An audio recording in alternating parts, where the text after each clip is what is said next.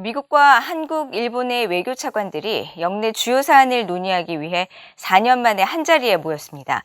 웬디 셔먼 미국 국무부 부장관은 이번 3국 협의회를 통한 긴밀한 협조는 북한에 매우 중요한 메시지를 전달한다며 북한의 대화 복귀를 촉구했습니다.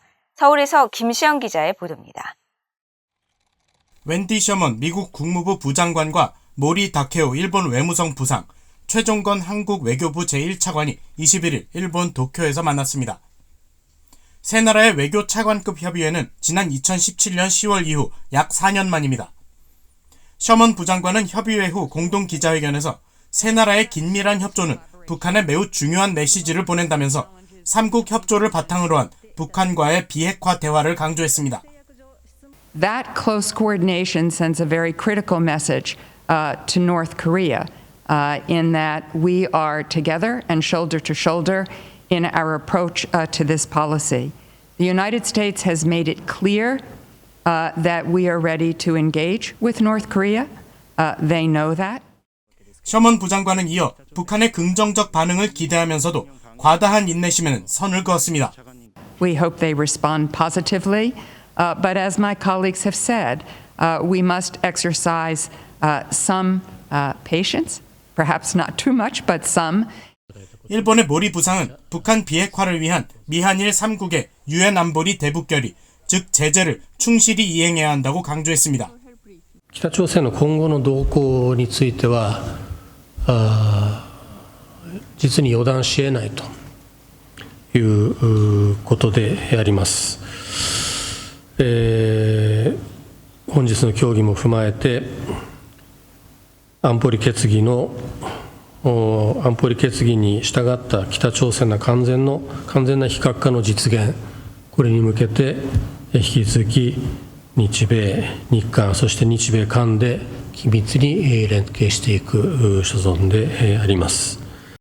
한국의 최종건 외교부 1차관은 한반도 비핵화에 있어서 한일 간 협력의 중요성을 언급했습니다. 한반도 비핵화 문제는 일종의 롱 게임입니다. 긴 게임과도 같은 것이고 그것을 위해서는 한미일의 전략 공조가 가장 중요한 것이라고 봅니다. 한미일 간에 특히 한일 간에 협의하는 내용들은 상당히 긍정적인 방향으로 갈 것이고 중국 문제도 핵심 의제로 다뤄졌습니다. 미국 국무부는 새 차관이 규칙에 입각한 국제 질서를 훼손하려는 모든 행위에 대한 반대 입장을 분명히 했으며 동중국해의 현상 유지를 변화시키려는 어떠한 시도나 남중국해 등지에서의 항행의 자유 등 국제법 존중 약속과 타이완 해협에서의 평화와 안정 유지의 중요성도 강조했다고 밝혔습니다.